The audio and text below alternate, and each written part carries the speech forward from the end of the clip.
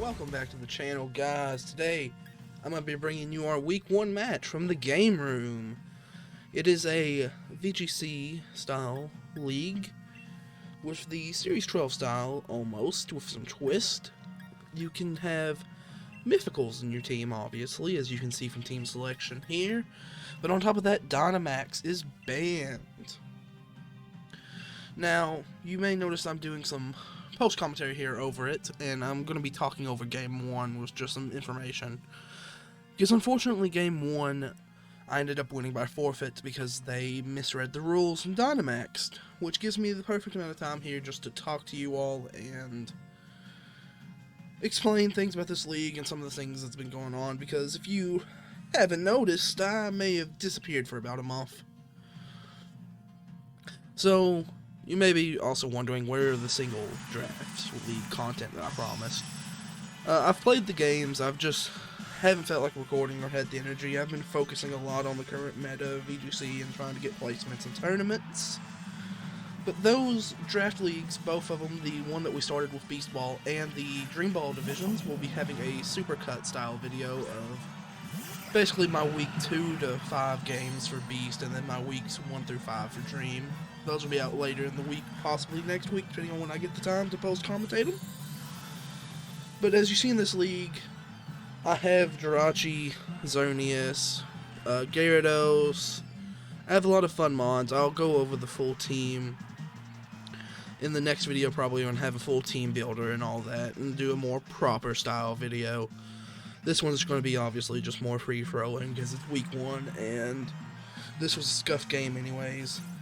You obviously see we went with Geomancy Xerneas because Geomancy isn't banned, and in a non-max it's extremely hard to deal with a Geo Xerneas, especially with a top-tier redirector, which we have Geomancy, which to me is the single best redirector in this format. It's a very supportive mythical that we took, obviously, but it can do offensive sets as well. And it's just a generally great mon to me, and it's my second favorite Pokemon of all time, so we had to get it on the team. This week, we were facing a hard Trick Room team, as you see here in this little, I guess, demonstration. So our Geomancy was a fun set with Trick Room and Prison. I didn't want to reveal the fact that we had in Prison game 1 here, because I didn't think it was necessary when we can just protect Reverse Trick Room this next turn, because they're obviously going to be targeting down Xerneas as protect, so, and Geomancy is going to take next to nothing from Expanding Force because of how it's trained. Darmanitan was obviously a huge threat in team building because it surprised such an offensive pressure onto things if you can't outspeed it. Luckily, our Xerneas is trained in a way that it should always outspeed even Scarf Darmanitan with its +2 from Geomancy.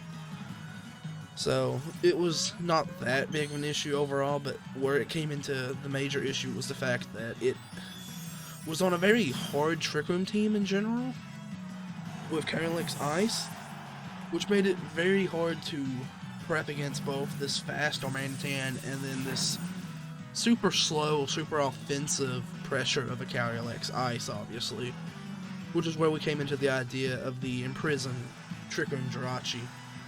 I found it was probably the best solution here into his team, being able to completely counter the Trick Room mode. As you see here, they send out Colossal, and this is where the illegal Dynamax takes place.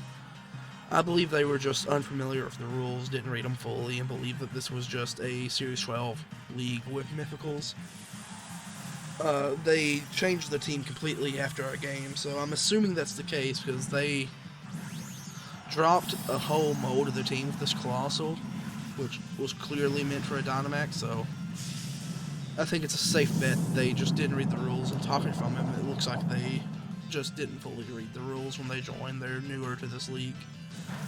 Obviously, I am as well to this format, at least. If you remember, I played 2 divisions with the game room early on in my draft career. In fact, it was my first draft league, I believe, we played in the game room. When we played the just standard draft one and then the Little Cup one. Obviously, I didn't do full uploads for those because I was struggling finding my confidence on YouTube, which we've started to find now. But, yeah. This league will be fully uploaded. I'll keep this one weekly, for sure, because it is Wi-Fi. And Wi-Fi is so much easier for me because I don't have to worry about having a bunch of tabs open and all that while playing games. So, we'll definitely keep the game room and the Mythical Madness weekly. And then the other 2 draft leagues through Silphco will be hopefully weekly, maybe bi-weekly with 2 games in a week. Who knows? Those will probably just be more when I feel like it. Probably be a lot of super cuts. But we did start our Season 7 in Silphco. So expect content from that. We have a fun project that I'll tease that I've joined with Sports Ball. I'm going to try to have some fun content with that, have a lot of fun with it, do some goofy things, as it is emulated after real sports, so we can have some fun with that. Maybe have an interview with my assistant coaching, Lamaris, if anyone knows that. Good friend, good player, has his own channel. It's on my homepage. If you look under my featured channels, he's there. If anyone wants to subscribe to him. He doesn't upload that much anymore, but he does have some videos in his archive. So, but here is basically where he's gonna forfeit this game to us, and we'll go into game 2 where I can actually give you commentary over the actual battle and thoughts of each round here. But overall, this matchup was somewhat tricky on paper, and I felt confident going into it with my sets. We had some interesting techs on the team that I might cover after this. I'm not 100% sure. Basically the techs that we didn't end up bringing into this game, but that's up in the air. There's the concede for game 1 because of the illegal Dynamax. And we'll move on into game 2 here. This wasn't live commentary, obviously, as that's quite clear by now, since I just talked over game 1 completely with nothing related to it, really. That was just done because I didn't really feel like doing live commentary, and I had a house full of company at this point. But going forward, I'm going to try to do live commentary for the game room, maybe a face cam for the game room. I do not know yet. As you see, there's our team with light screens and reflect clef key with the light cray. Iron Ball Scrafty, I think, was a genius tech on my part, as it will underspeed Calyrex Ice in Trick Room, and it has Foul Play, which should always OHKO it, so that was really a nice tech I had on the team. We have Choice Scarf Gyarados.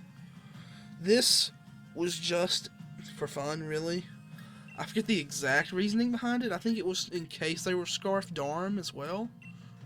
It was just another option into it. Morpeko has enough speed to outspeed Indeedee. Focus Sash just because it didn't have a better item. It has things like Parting Shot. It has Foul Play of its own, I believe. And then like Protect, and it had another move. I forget what was on it. I played this game almost a week ago now. But we'll go into game 2 here.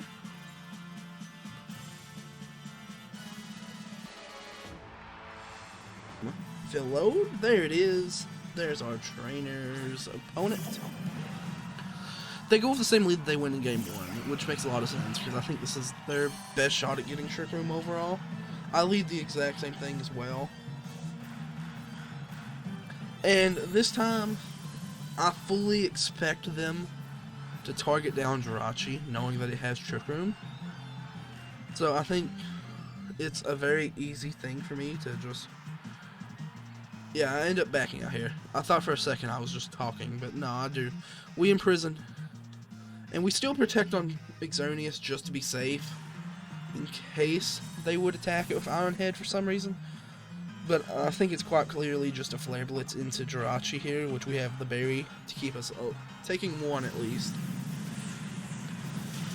Because this was clearly their best shot at getting Trick Room up and keeping it up, was to KO the Jirachi and get the NDD up to Trick Room.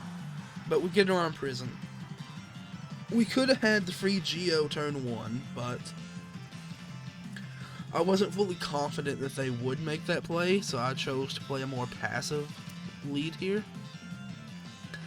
So round 2, we just go for the classic follow me and then Geomancy to set up our Xerneas to hopefully sweep. Here they withdraw NDD, realizing they're not getting Trick Room, which did catch me a tad bit, but they go into Gastro, which isn't a huge threat to me, I didn't think at the time. Obviously it has things like Yawn, which could, and I believe do, end up becoming an issue later on, but overall I didn't see it as a huge issue in team prep either, so.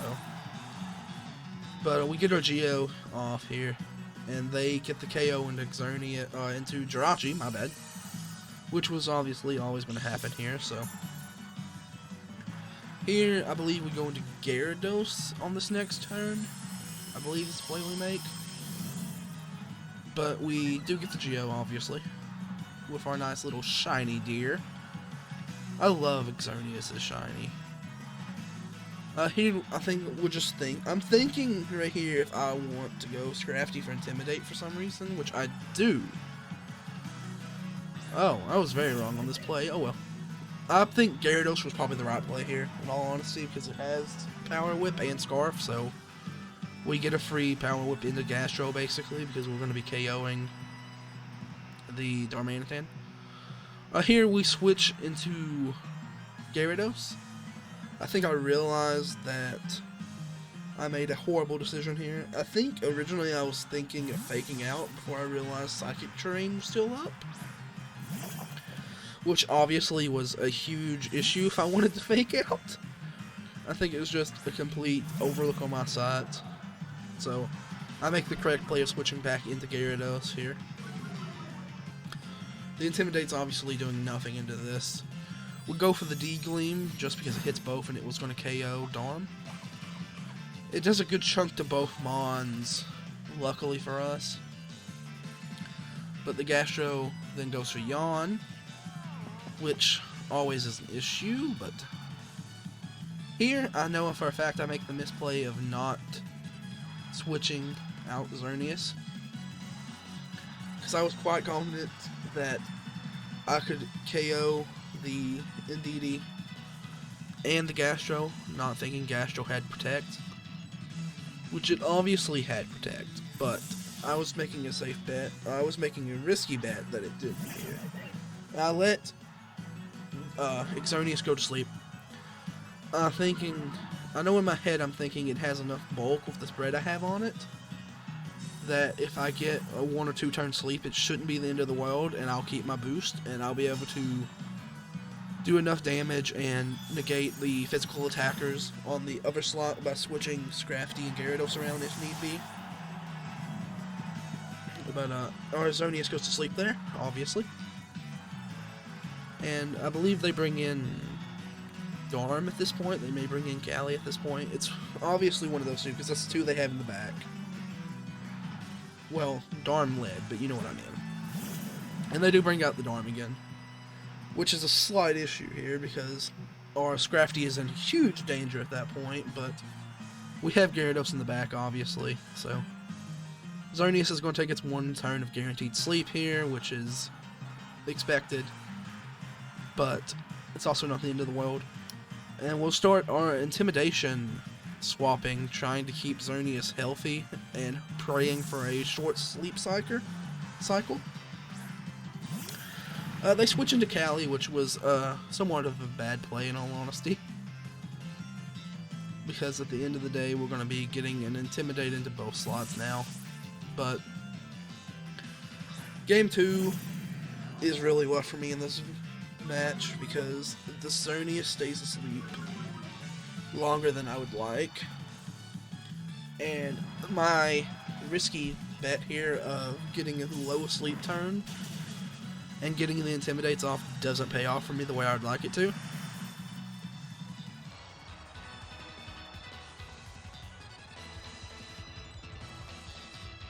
You see here, we're just pivoting Intimidates again, as this is the whole game plan at this point, is trying to keep the offensive damage they're doing to a minimum, and hopefully letting Xerneas wake up, because it's gonna take kills as soon as it wakes up with its Geo boost, and with Gastro and Darmanitan as low as they are, Dazzling Gleam's going to knock them out and take a huge chip out of Callie.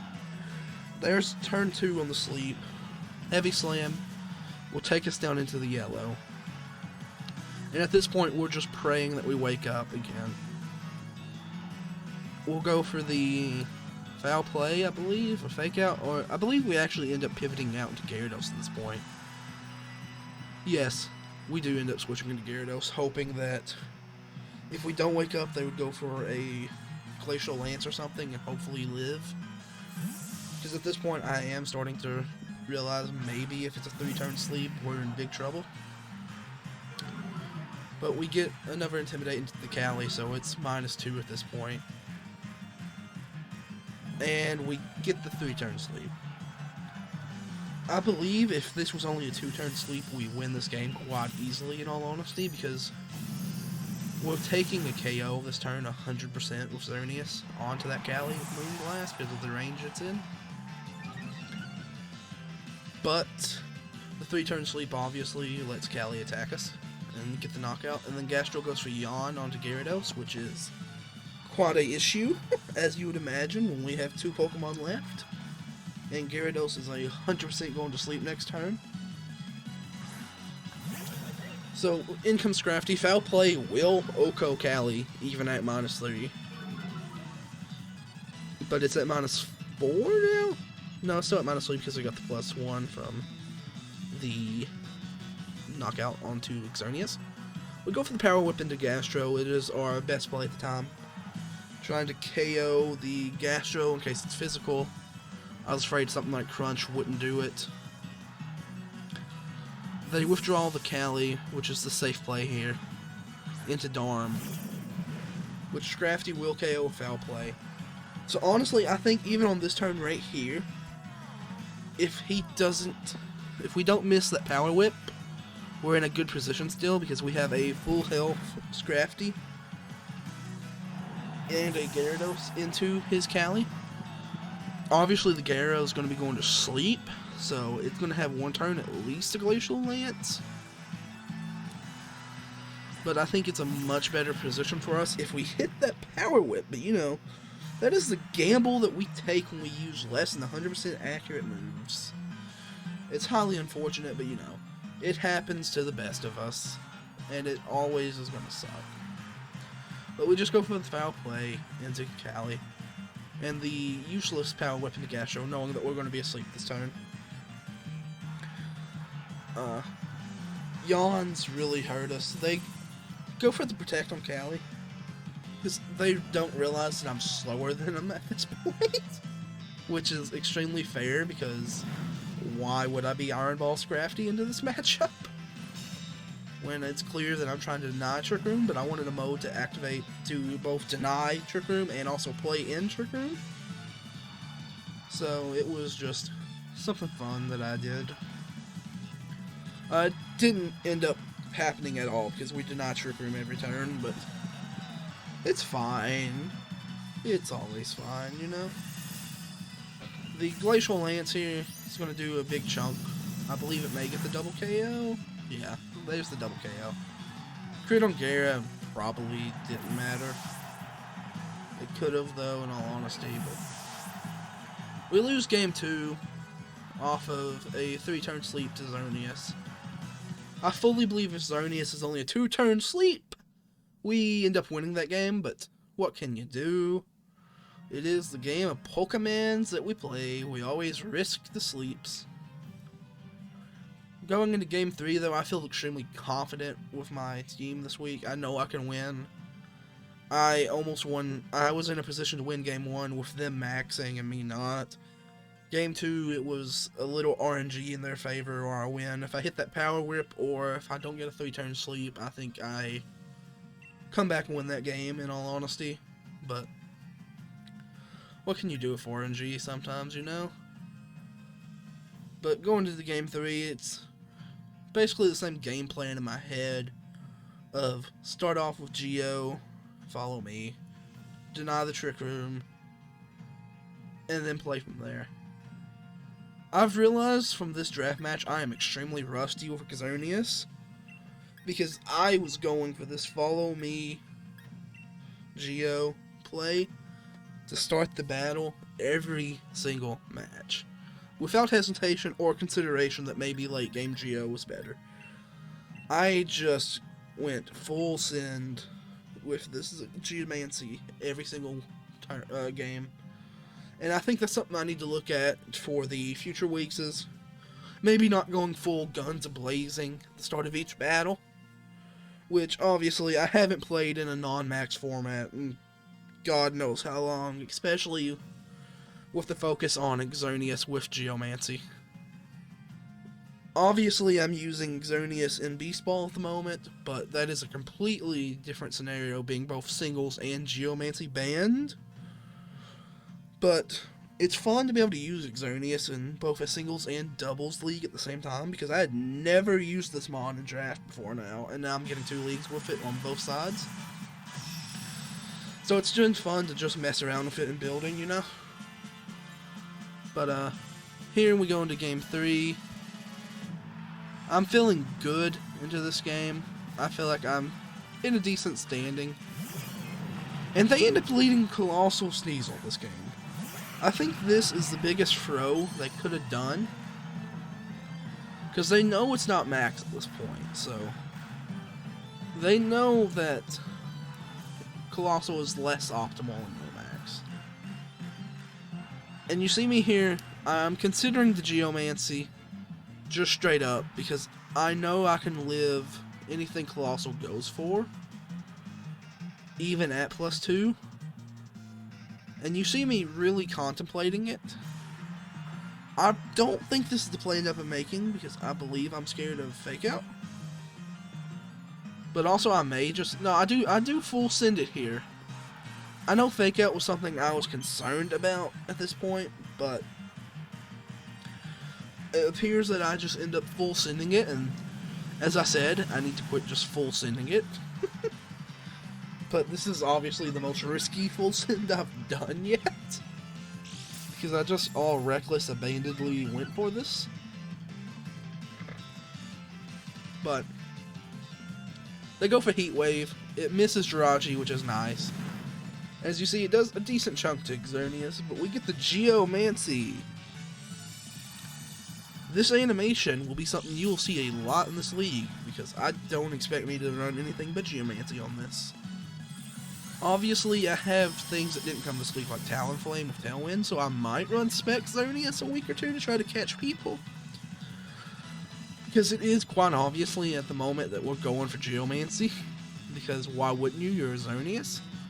And here you see we go for the double up onto Colossal with Moonblast and Ironhead, because I know Moonblast isn't a clean KO, and I'm hoping that Ironhead cleans it up. And I'm fully expecting Sneasel to switch out here, because I fully believe that it is a Scarf Sneasel. Just looking at team comp and everything that's went into it.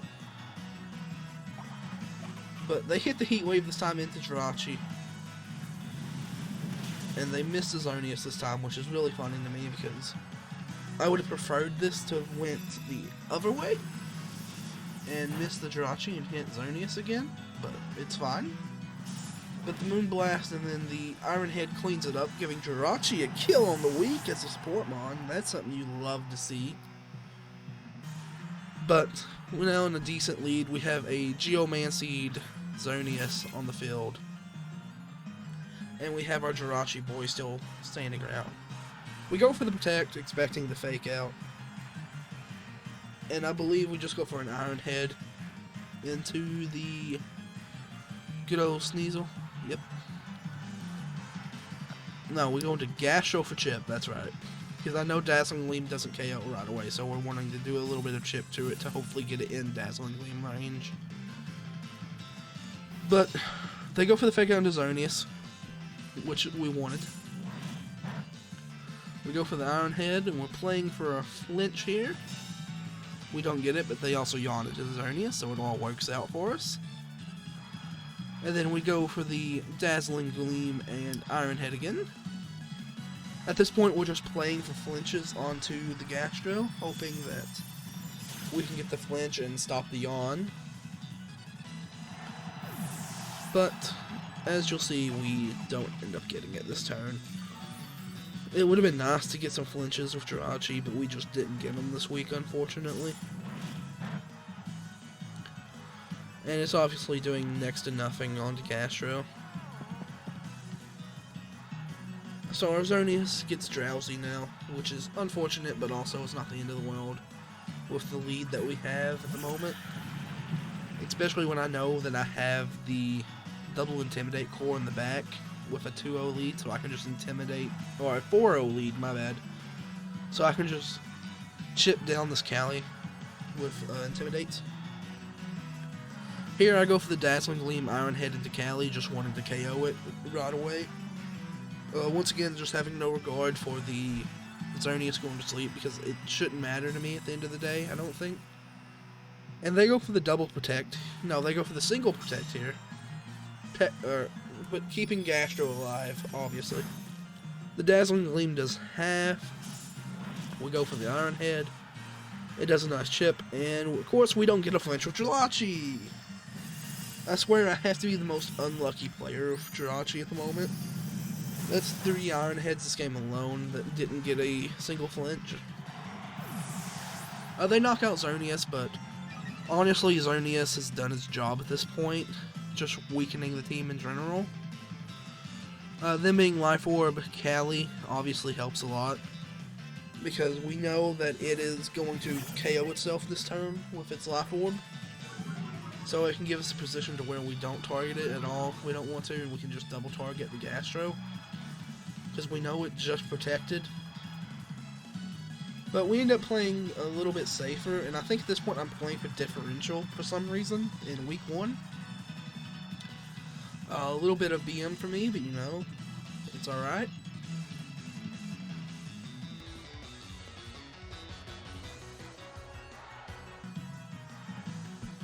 At this point they're thinking a bit.